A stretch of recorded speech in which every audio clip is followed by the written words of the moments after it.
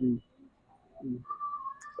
प्यारे बच्चों, आप लोग कैसे हो? आशा करते हैं सकुशल पूर्वक होंगे। तो आप लोगों का द कंप्लीट एजुकेशन पॉइंट में बहुत बहुत स्वागत है। आज हम लोग लेकर आए हैं रसायन विज्ञान। आपका पहला पाठ है। तो पहले पाठ के अंतर्गत है रासायनिक अभिक्रिया एवं समीकरण। हम जानेंगे यहाँ पर रासायनिक पदार्थ के बारे में और रासायनिक पदार्थ कैसे आपस में रासायनिक अभिक्रिया करते हैं, इसके बारे में। तो आइए हम लोग देखते हैं कि रासायनिक अभिक्रिया का क्या है या रासायनिक अभिक्रिया का अभिप्राय क्या है।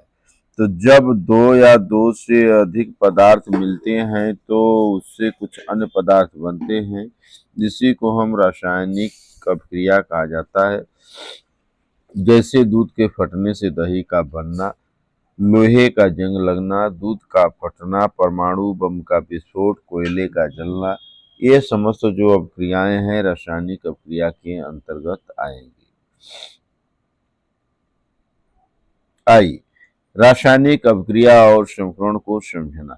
यहाँ पर हम रासायनिक अभिक्रिया और समीकरण को समझने का प्रयास करेंगे। तो यहाँ पर हेडिंग है रासायनिक अभिक्रिया, जिसको हम कहते हैं केमिकल रिएक्शन। प्यारे बच्चों, तो केमिकल रिएक्शन क्या है? केमिकल अभिक्रिया, रासायनिक अभिक्रिया एक ऐसी प्रक्रिया जिसमें एक या एक से अधिक पदार्थ मिलकर एक नए पदार्थ का निर्माण करते हैं। जैसे मैग्नीशियम को ऑक्सीजन के साथ अपक्रिया कराने पर मैग्नीशियम ऑक्साइड बनता है। यहाँ पर आप देख सकते हैं कि जब मैग्नीशियम का ऑक्सीजन के साथ क्रिया होता है तो मैग्नीशियम ऑक्साइड बनता है। यह अभिक्रिया जो है संतुलित नहीं है, तो इसे संतुलित कैसे करेंगे? तो प्यारे बच्चों, ऑक्सीजन के दो अणु हैं और मैग्नीशियम का एक अणु है। तो अब यहाँ पर हम मैग्नीशियम का दो अणु लेते हैं और O2 का एक अणु लेते हैं, तो यहाँ मैग्नीशियम ऑक्साइड बन जाता है। यह मैग्नीशियम ऑक्साइड का संतुलित अभिक्रिया है। रासायनिक समीकरण के बारे में बात किया जाएगा प्यारे बच्चों। तो रासायनिक समीकरण में आकर देखिए, तो रासायनिक अभिक्रिया में भाग लेने वाले पदार्थों और बनने वाले नए पदार्थों को समीकरण के रूप में लिखना ही रासायनिक समीकरण कहलाता है। तो यहाँ एक बार और समझें कि रासायनिक अभिक्रिया में भाग लेने वाले पदार्थों और बनने वाले पदार्थों को जब हम रासायनिक समीकरण के रूप में अभिव्यक्त करते हैं या लिखते हैं, तो इस प्रकार का अभिव्यक्ति जो होता है रासायनिक समीकरण के नाम से जाना जाता है, अर्थात उससे हम रासायनिक समीकरण कहते हैं।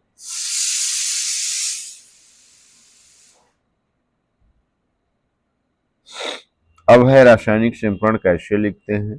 तो रासायनिक समीकरण लिखते समय ध्यान रखना होगा कि जो पदार्थ रासायनिक अभिक्रिया में भाग लेते हैं वह तीर के बाईं ओर होते हैं, और रासायनिक अभिक्रिया के परिणाम स्वरूप जो पदार्थ बनते हैं वह तीर की दाईं ओर लिखे जाते हैं।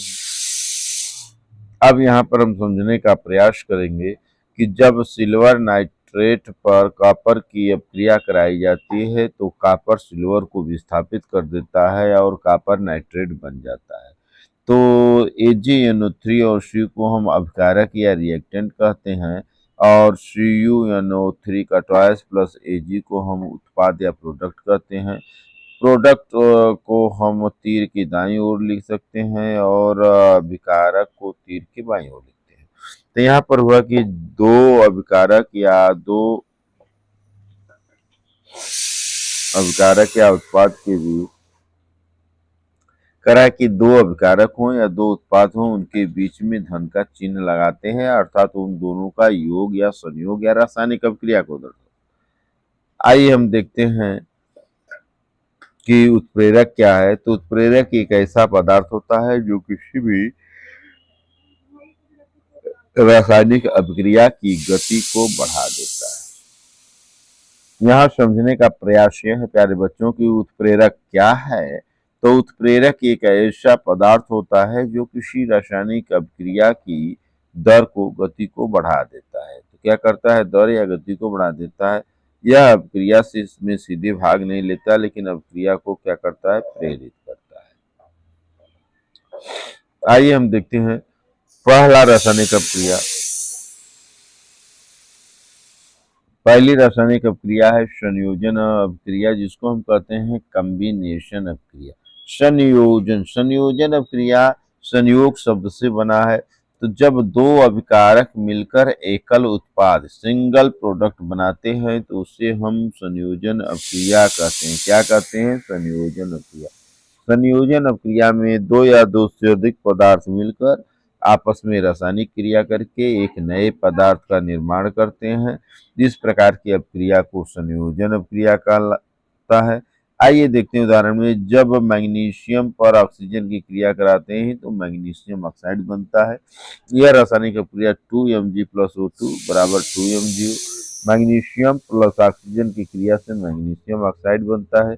इसी प्रकार जब हम कार्बन का ऑक्सीजन के साथ जलाते हैं तो कार्बन ऑक्सीजन में जलने के साथ कार्बन डाइऑक्साइड बनाता है। यह क्रिया क्या होता है? संतुलित क्रिया है। कार्बन ऑक्सीजन से क्रिया करके कार्बन डाइऑक्साइड गैस बनाता है। तो अब यहाँ पर हम बात करेंगे अभिक्रिया को संतुलित क्यों करते हैं, ताकि अभिकारक और उत्पाद में परमाणुओं की संख्या बराबर हो जाए और द्रव्यमान संरक्षण के नियम को लागू किया जा सके। द्रव्यमान को न तो उत्पन्न किया जा सकता है और न तो नष्ट किया जा सकता है।